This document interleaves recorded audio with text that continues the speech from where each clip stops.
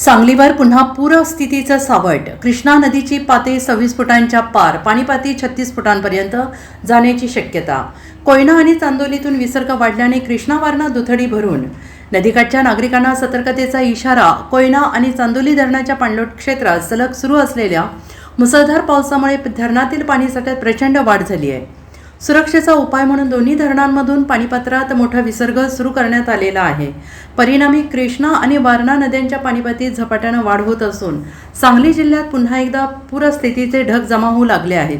सध्या सांगली येथील आयर्नमेन पुलाजवळ कृष्णा नदीची पाणीपातळी 26 फुटांच्या वर पोहोचली आहे.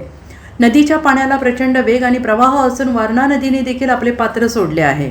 धरणांमधून जसं विसर्ग टप्प्याटप्प्याने वाढवला जाईल तशी दोन्ही नद्यांच्या पातळीत आणखीन वाढ झपाट्याने होणार आहे. पावसाचा जोर असाच कायम राहिल्यास आणि धरणांमधून विसर्ग वाढवल्यास उद्यापर्यंत कृष्णा नदीची पाणीपातळी 36 फुटांपर्यंत जाण्याची शक्यता वर्तवली जाते आहे. पाण्याचा प्रचंड प्रवाह आणि वाढती पातळी लक्षात घेता जिल्हा प्रशासन आणि आपत्ती व्यवस्थापन यंत्रणा पूर्णपणे अलर्ट मोडवर आलेली आहे. कृष्णा आणि वारणा नद्यांच्या काठावर असणाऱ्या सर्व गावांना आणि सखल भागातील नागरिकांना सतर्कतेचा इशारा देण्यात आला आहे.